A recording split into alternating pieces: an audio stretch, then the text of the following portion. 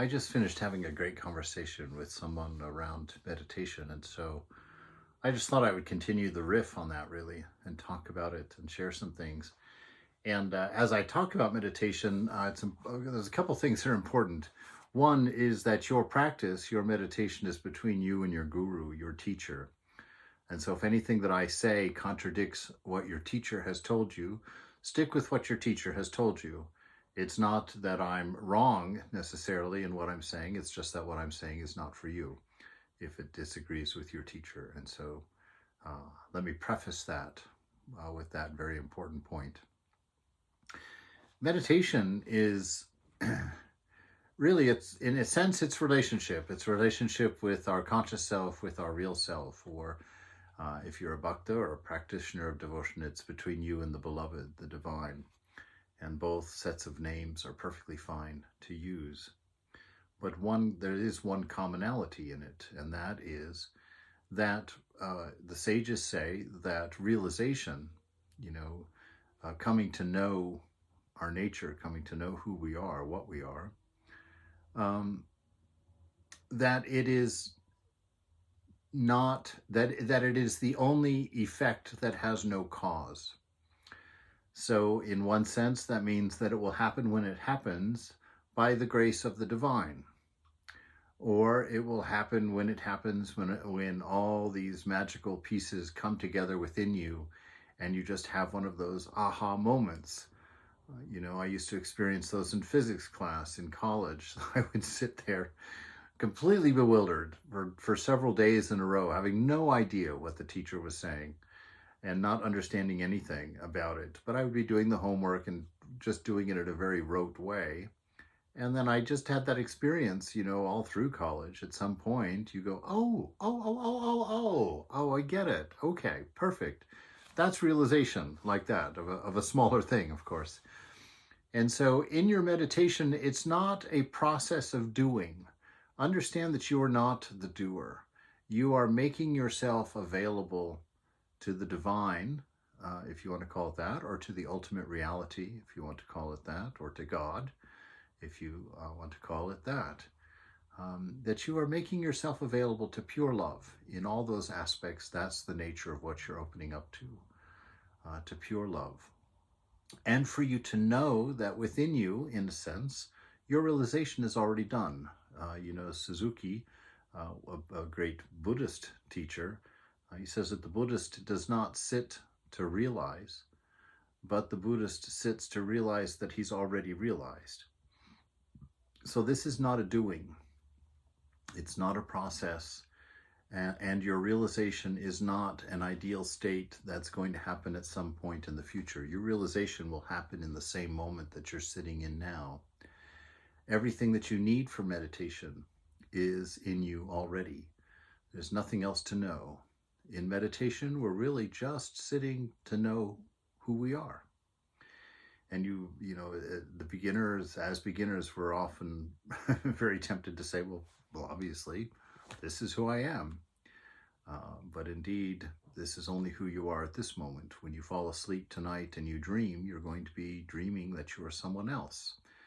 You have to find the commonality between the dream you and this you, and the you when you were 2, and the you when you were 15, and the you when you're 95. You have to touch that within you which does not change. And so the process of meditation is a process of letting go, a process of relaxing into a knowledge that has always been within you, but that you have not been aware of. That's why they call it realization. It's, if you look all over the house for your cell phone, and then you realize it was in your back pocket. So realization means it's something that has always been with you, but for whatever reason, your awareness didn't touch it. Your awareness had not run itself knowingly across it. So whether it's a cell phone lost in your back pocket, or whether it's your divine nature lost in your egoism, or whether it's the silence of your inner world lost in the noise of your mind, the one fact remains. It is within you already.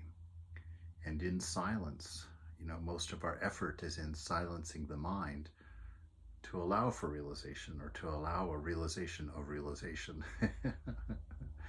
And even that is a process that will happen in its time, because it's more about you understanding you're not your thoughts, that you are not the mind, and that you are not the body. And through the discovery of that intuitively, we come to know that we are the observer, the witness of the mind, the witness of the body, the witness of this universe, which actually is mind. Everything is mind. So when you sit for practice, enjoy the presence of a divine love, the presence of a pure love. Enjoy the wisdom, the fullness of knowing, which is already within you. And focus on that being, on being present, not being something, not being anything with qualities, just being. And in that, allow the universe to work on you. Allow the Divine Mother to work on you. Allow God to work on you. Allow your highest ideal to work on you. You see, it's not a matter of particulars.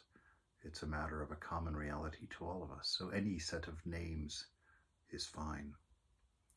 But to sit in it and enjoy the presence to the extent that you can enjoy the presence. Be quiet to the extent that you can be quiet. But don't get interested in the mind and its contents, right? You want to think of your highest ideal, to think of love, something that you love very much. It can be anything or anyone, or it can be one of the manifestations of God, Jesus or Buddha or Rama. But the point is, when you think of this object of great love, don't focus on the object, focus on the love. Why? Because God is love. That love is the thing.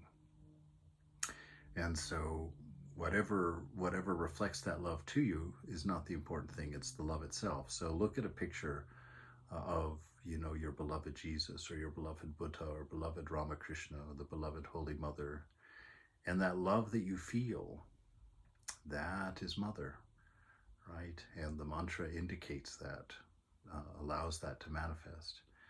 And so then when you feel that love, pay attention to the love and not the object so much, and find out where it's coming from, so you can find the shrine in the heart, that cave of the heart, that place within you that is unchanging, the place that emanates the love that inspires your life.